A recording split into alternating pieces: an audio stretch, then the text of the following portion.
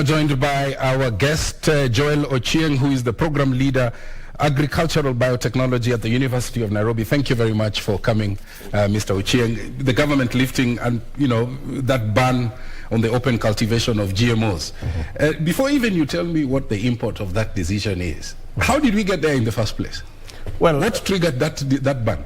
The ban was imposed by the government through the cabinet in 2012. In 2012. And this was because of an erroneous publication, a single erroneous publication by a team of French scientists that showed at that time that GMO could cause cancer.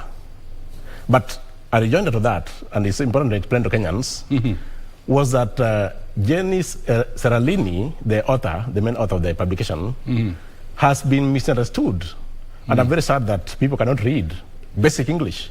Seralini said that GMO maize, at that time he was using what we call MON 810, which is Roundup tolerant maize variety. What does that mean to somebody who's watching from Marsabit, it means, who understands basic... it means that farmers, even people without necessarily high level of education, are aware of what Roundup is. It's a herbicide that is used commonly in Kenyan farms to kill weeds. To kill weeds. Now, what happens is that this maize has been engineered in a way that it can tolerate this weed killer. So you come and spray the whole farm, everything else dies, all the weeds die, but the maize remains standing because it's Roundup tolerant. Okay. Now, Seralini and his team used this maize, and it was very clear that in his experiment, GMO is not the cause of the tumors that he observed, or that he purports to have observed. That those tumors were caused by the herbicide itself, not the herbicide-tolerant maize per se. And we choose to just misunderstand deliberately, and to make it clear to you, the ban was based on business interests, not any health fear. Okay. Okay, and thanks for really opening that up, because I think it's important. Sometimes people wonder what is in the back end. Yes. Now it has been lifted. Tell me what the import of that decision to lift is. We are very, very happy that we have a working president. When I use the word working, I mean somebody who wants to fix the economy, wants to fix all manner of things within the shortest time possible. Now, lifting the ban on GMO cultivation or importation has very specific ramifications on the Kenyan economy. And we are talking from data, not just shouting, saying good, bad. We have data. We conducted a study in 2017, which is published and you can access it online, that showed that blocking importation of GMO, or generally blocking importation of cereals, major cereals, caused a spike in food prices. It's a published issue. Okay. And so, by removing the ban, or lifting the ban, the president is purposefully intending to lower the food prices. You're aware that Kenyans are suffering. Okay. In the shortest term, this cannot be solved by just putting fertilizer in agricultural systems. It will take time before we harvest the new crop that has been cultivated using the fertilizer. Okay. So, what about now? Do we die fast and wait for the harvest? That's what the president considered. So this helps even in the here, in fact, the now. It will instantly lower the food prices. Okay. Okay. Immediately there's a new batch of import. Okay. It means maize, for example, the major cereal in Kenya, which is used to 90%, will retail at a lower price, because our data showed that maize was far cheaper from countries that predominantly grow GM maize compared to the ones that don't. An example is Ecuador, Brazil, USA, South Africa, Malawi. The list is endless. And Malawi is just here in Kenya. South Africa, not in Kenya, in Africa. South Africa is in Africa. So we should not say this is happening only in the West. It's happening here in Africa. It's happening here in Africa. And even us, we have imported GMO before, in 2011, following an order from the president, Mwai Kibaki, the former president, Mwai Kibaki. And that was supported in the parliament and also in the cabinet. We imported GMO into Kenya. We fed on it, we never died. People in the US have fed on it, they have never died. People everywhere have fed on it, they have never died. And in any case, you should be aware that Kenyans are using Roundup Ready herbicide on non-GMO farms. For example? Kenyans, you can go walk into Agroville and buy it. I've even bought one. That is the ingredient that Seralini claimed was causing tumors, not GMO itself inherently. So let me ask you. Yes. Seralini writes an article. It was probably in a medical journal somewhere. It was, yes. And a whole cabinet of a respectable country like Kenya makes a decision based on that journal. And before I comment on that, that same publication was withdrawn after it was found to have errors. When was it withdrawn? It was withdrawn barely 8 months later.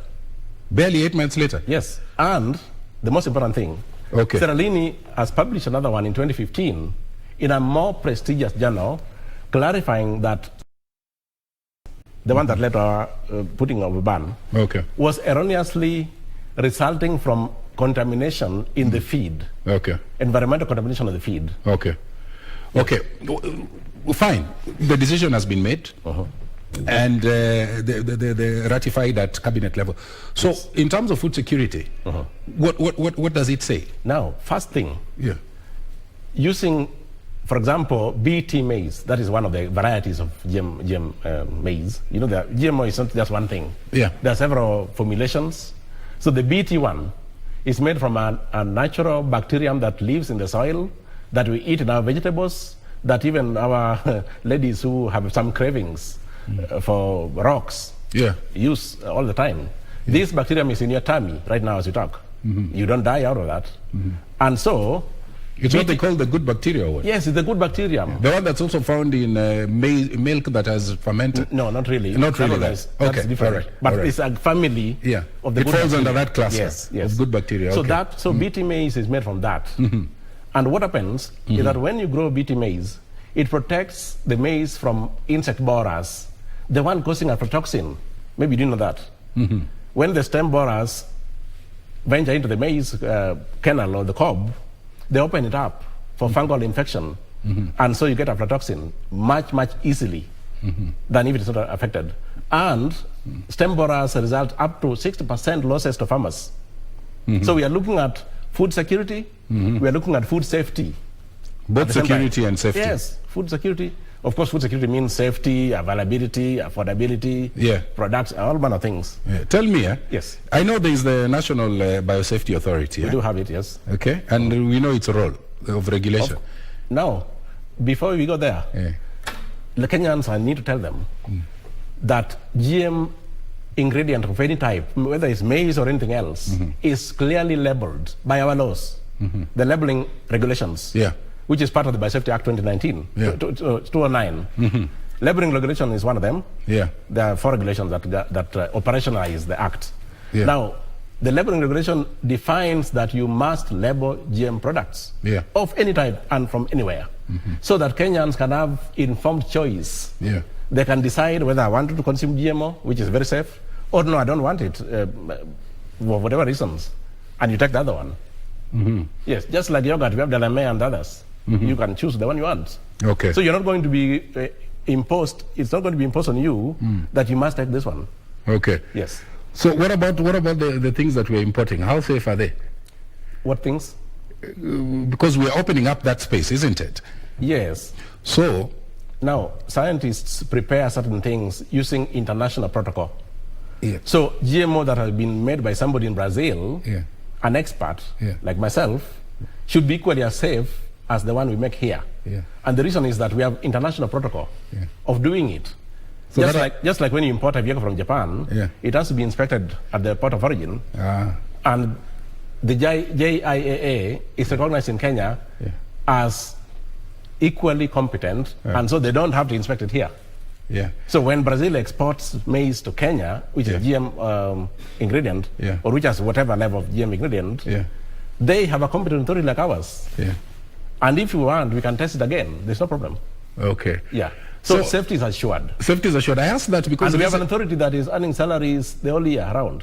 National Biosafety Authority, with competent people. And you're also familiar. And the current CEO is a respected expert. You're also familiar. You're also familiar that we have certain products on the shelves that had the seal of Bureau of Standard that were recalled. So, you know, sometimes... You mean GMO things or other things? No. I mean, we were talking about whether that body that is meant to regulate has that muscle to, you know, to ensure that it does its functions to the satisfaction of the Kenyans who are even listening to this program. And as you know, meat is inspected every morning. Yeah. Meat that we take in butcheries. Yeah. The inspectors of meat inspect daily. Does it mean that people have been dying yesterday so that they continue inspecting tomorrow? It's just a regulation that we have to assure safety of Kenyans. It doesn't necessarily connote that this thing is so dangerous. Not necessarily. Just that people have a right to safety, and the government's role is to assure that safety. Okay. And that's why we have the authority in place. Okay, as you conclude, there's a deep sense of wanting it done yesterday rather than tomorrow. You know, after this 10-year gap that was there. Yes. What would you tell somebody who has that question in his mind? So why do we As to why now? Why now, and why do we appear to be... First of all, you are aware that the country, as we talk now, is in crisis. Ravaging famine, hunger, drought. Of course, drought is hunger is a consequence of drought and other things. So we are in a crisis moment, and that has only precipitated the lifting of the ban. But in any case, the president himself is an expert. He holds PhD in zoology. Botany. No, my friend. Plant ecology. Plant ecology. But whichever way, you know, these things are related. So now we are talking about an expert who himself, even without me saying anything, understands and knows that this thing is not dangerous in any way. So now, and again, he is hell-bent on supporting the economy and reviving, because it's on the knees at the moment. So we're talking about a government that has come in with the energy, wants to fix things. All right. We will support them fully. I want to thank you, Joel Ochieng, for coming through, a GMO expert from the University of Nairobi, talking to us and explaining the imports of that cabinet lifting of the open cultivation of GMOs. We're going to take a short break at this point. We'll be back. Do stay with us.